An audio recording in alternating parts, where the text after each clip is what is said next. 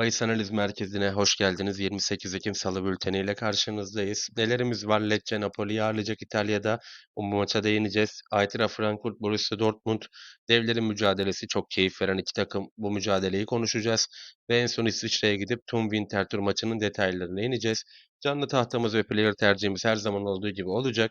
Her gün saat 4 tane liste karşınızda oluruz. Kaçırmamak için abone olabilirsiniz. Yeni açtığımız Telegram'a da bekliyoruz diyelim ve hadi gelin Lecce semalarına gidelim. Mücadelemizde son şampiyon Napoli Lecce deplasmanına gidiyor. Ligde Torino'ya 1-0 mağlup oldular. Daha sonrasında Şampiyonlar Ligi'nde ise PSV'ye 6-2 yenildiler. Yani çok büyük bir hezimet bence Napoli tarihinde. Şu anda 3. sıradalar. 7 maçta 5 galibiyet, 2 mağlubiyetleri var. 12 gol atarken kalelerinde 7 gol gördüler. Lecce cephesine baktığımızda ise ligin silik takımlarından biri Lecce. Yani 7 maçta bir galibiyet, 3 beraberlik, 3 mağlubiyetleri var. 5 gol atarken kalelerinde toplamda 10 gol gördüler. Yani yediklerinin 2 katı kadar, pardon attıklarının 2 katı kadar gol yediler diyebiliriz. Burada Napoli arada Inter'le oynayacak. Videoyu ben tabii ki biraz önce çekiyorum. O yüzden Inter maçının sonucu şu an elimizde yok ama her halükarda Napoli'de bir kötü gidişat var. Torino'ya mağlup olduktan sonra PSV'ye 6-2 mağlup oldular. Inter mücadelesi ne olursa olsun ben Napoli'nin burada özellikle Lecce deplasmanında ileride bu puanları aramaması için puan bırakacağını çok düşünmüyorum. Ya benim buradaki ana ve net keskin tercihim Napoli'nin kesinlikle kazanması yönünde olacak. Yani Lecce hiçbir şey oynamıyor. Burada Napoli'yi zorlayabilir mi kısmında hiç yokum. İsteyenler 1,5 üstü ve 2'yi değerlendirebilir. Yani Napoli 2 gol atarak kazanır diyebilir ama ben Lecce'den herhangi çok büyük bir hücum varyasyonu beklemediğim için maçın 1-0'ını da yanımızda tutmak istiyorum. Benim buradaki ana tercihim maç sonucu 2. Napoli zorlanmadan Lecce mücadelesini kazanır diye düşünüyorum.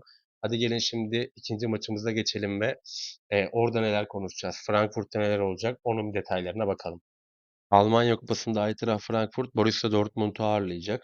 Frankfurt cephesine baktığımızda Şampiyonlar Ligi'nde kendi sahasında öne geçtiği maçta Liverpool'dan 5-7. Lige döndüğümüzde ise Freiburg deplasmanında 2-2, Bayern Münih ise kendi sahasında 3-0 mağlup oldu.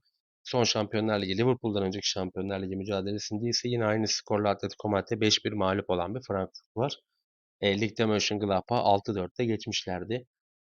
Dortmund'a baktığımızda Kopenhag deplasmanından 4-2 ile dönüyor Şampiyonlar Ligi'nde.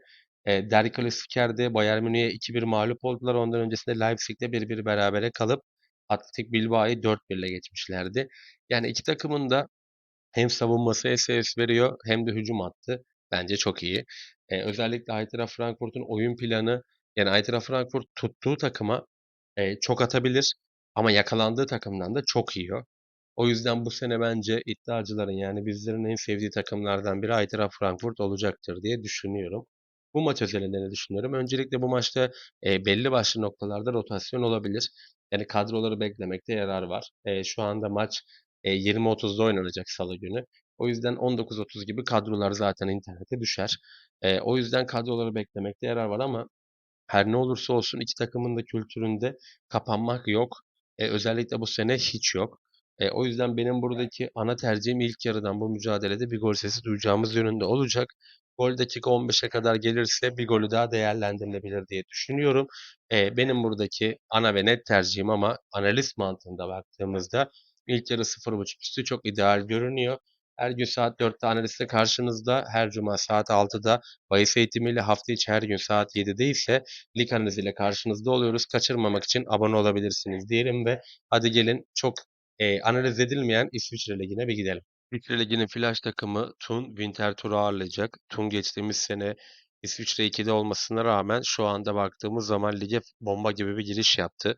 9 maçta 6 galibiyet, bir beraberlik, 2 mağlubiyetleri var. 19 gol atarken kalelerinde 13 gol gördüler. Winterthur cephesine baktığımızda ise şu anda 12 takımlı ligde 12. sıradalar. Sonuncu sıradalar. 9 maçta galibiyetleri yok. 2 beraberlik, 7 mağlubiyetleri var. 10 gol atarken kalelerinde toplam 28 gol gördüler.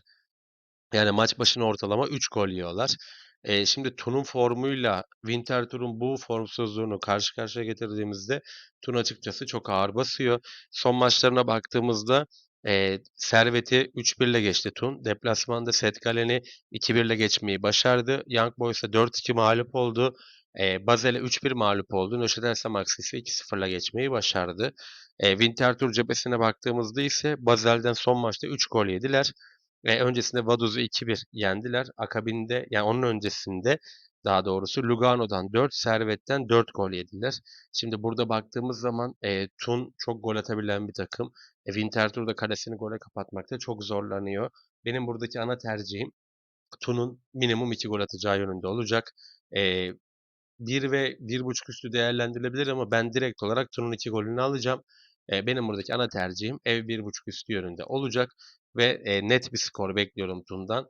Hadi gelin şimdi bir de canlı tahtamız ve player tercihlerimize bakalım. Salı günü neleri konuşacağız. Canlı tahtamıza baktığımızda Al Nassr Al Ittihad mücadelesinde golleri takip edeceğim. Ronaldo Benzema buluşması oldukça keyifli geçecektir. Lisbon Alverca kupa mücadelesinde Lisbon'un ilk yarı golünü değerlendireceğim. Sion Set Gallen mücadelesinde ise ikinci yarı bir gol bekliyorum. Bunu takip edeceğim. Player'a baktığımızda Borussia Dortmund karşısında Can Uzun'un gol atacağını veya asist yapacağını düşünüyorum. Lecce ağlarına da Højlund'un minimum bir gol atacağını düşünüyorum. Her gün saat 4'te analizle karşınızda oluyoruz. Kaçırmamak için abone olabilirsiniz diyelim. Yarın saat 4'te buluşana kadar kendinize çok iyi bakın.